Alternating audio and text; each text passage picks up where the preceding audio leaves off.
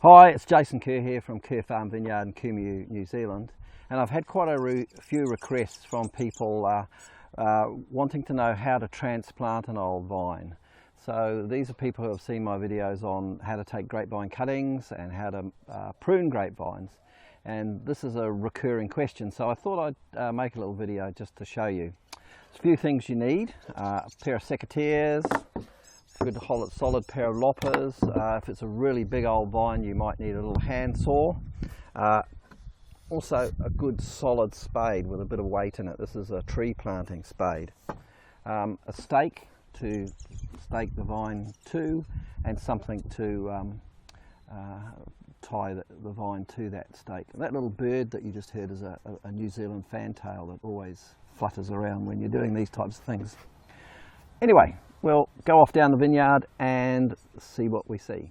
Hi, I'm going to talk to you today about transplanting an old vine. Sometimes you have an old vine around the house that you want to move to another spot, or you're moving house and you want to take the vine with you. So here's a little rundown of what we're going to do. This is a lovely little Chardonnay vine here, so we'll use this one. It's lovely and healthy. So the first thing we'll do is roughly chop it back. So we'll chop off these bigger canes and just clear a bit of space away. Now if you need if some of these bits are bigger, you might just need to use a little handsaw. That's okay. So we'll just trim these back, and what we'll do is we'll leave some spurs here. So you can see these are last year's wood, so there's 2 buds.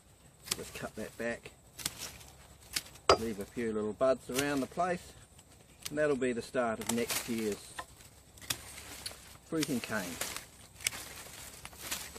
So as you can see, it's quite brutal. You take it right back. And the best time to do this, of course, is during the winter, or definitely after the vine has given its fruit. So you don't really want to do it in the middle of summer. So this is late April and the vine has been picked and we're going into winter. So there we go. So now we've got that, we'll just trim a few of these right back. We don't need quite so many stalks. Get my big loppers.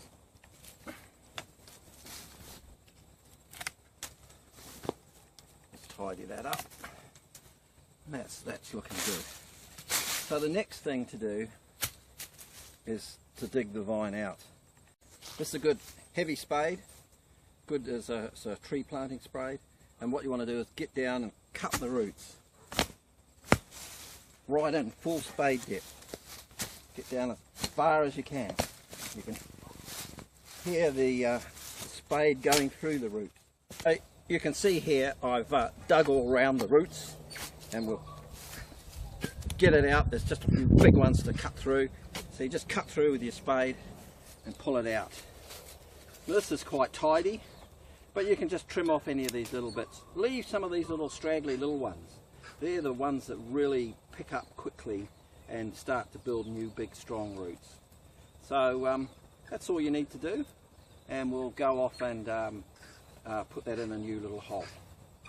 This is a closer look at the vine we just dug out, and as you can see, I've left these little spurs here, and they've all got a couple of buds on them, and that will just be from where the new shoots will spurt next spring. So if you can, leave a few spurs. It's not always necessary. Sometimes you can cut the vine off right at the head, and if you make a few little knife marks around the side, that will stimulate the bud to form and a new shoot to come. So don't be totally worried about having spurs, but it always helps.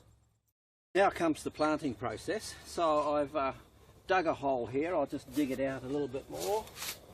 It needs to be a bit deeper than the root that you're going to, the rooting area of the vine you're going to plant. So it's always good to loosen up the sides, get a bit of soft earth around for the vine to get started. You don't want to put it into something really hard. What I like to do is mix a little bit of blood and bone or general fertiliser into the bottom and then just dig it in, because you don't want the fertiliser to come in direct contact with the roots, particularly the little roots, which are quite delicate. So let's see if that's digging. Let's see if that's deep enough. Yep, I think that's pretty good. I might just make a bit more of a hole there.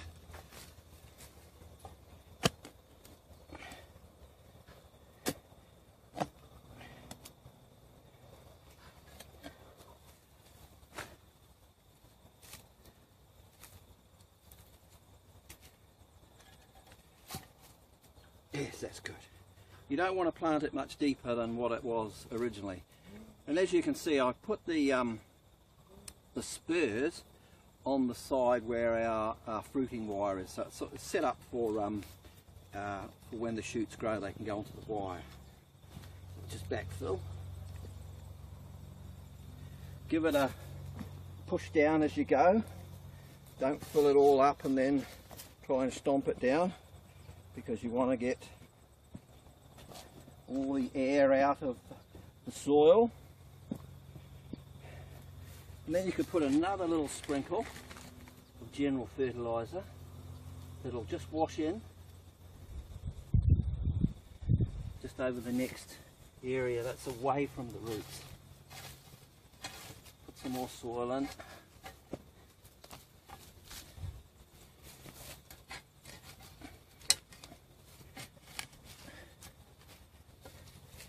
Give it another stomp down, because if you leave air gaps where those air gaps are, with winter coming up, it's likely to fill up with water and drown the plant.